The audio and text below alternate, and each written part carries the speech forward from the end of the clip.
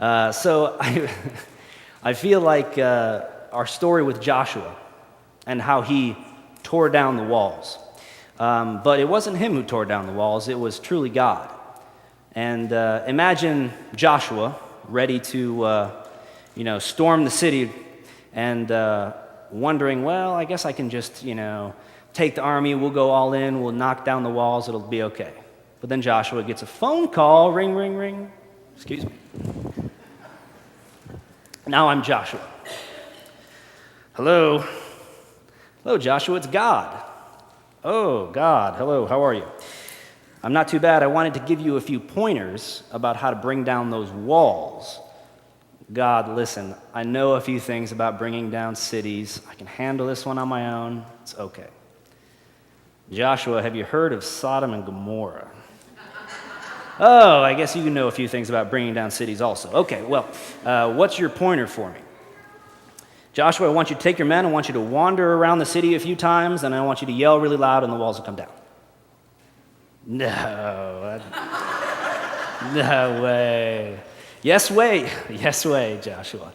And so Joshua listened to God. He didn't hang up on him, but there we go. And he wandered around the city and a few times, and the walls came crumbling down. Pretty amazing. But also, when God gives us something like that, it can sometimes seem a little bit outlandish.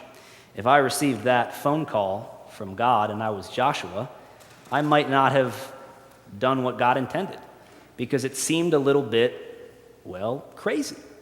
Seemed a little bit like not the way that Joshua usually brings down his own walls.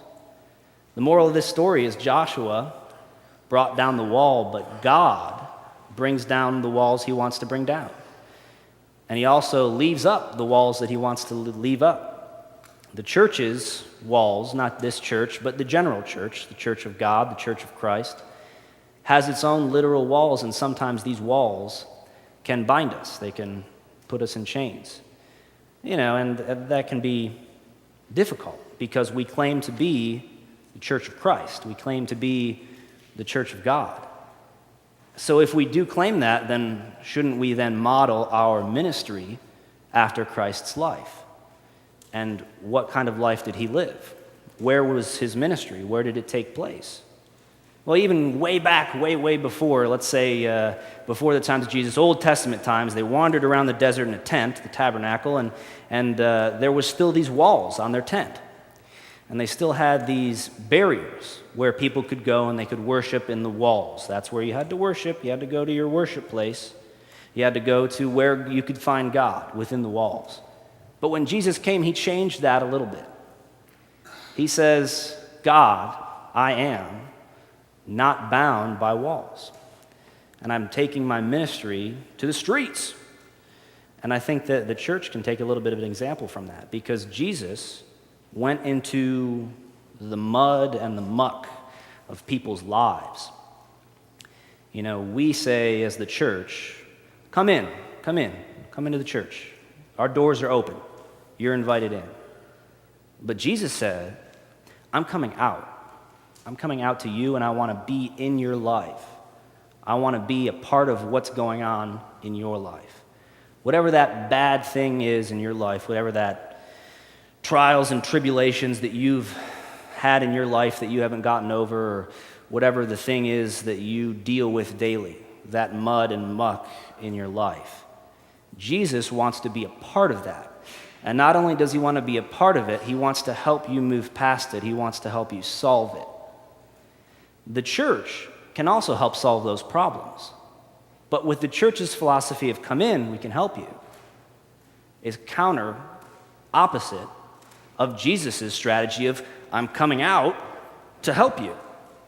I'm breaking the wall and I'm coming to you, and whatever's going on in your life, I want to be able to deal with it with you. He went out into the streets and healed people.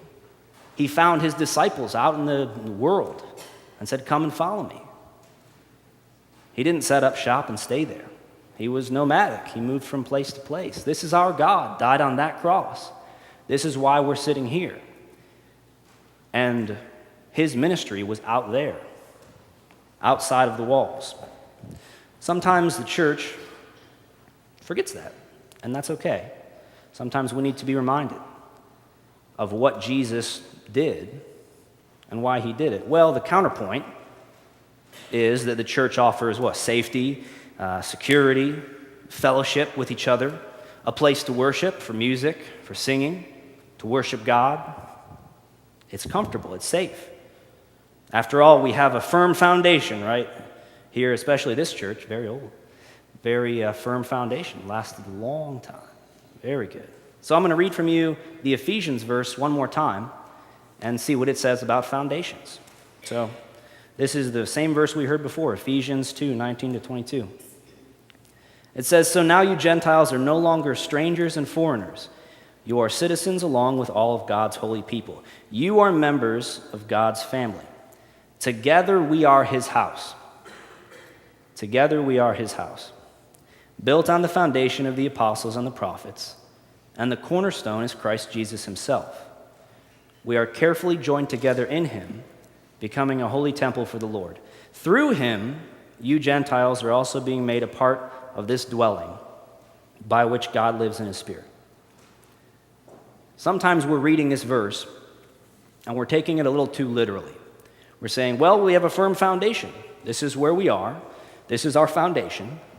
These are the buildings and the bricks that we have, and this is where we live and worship and pray and do all our things.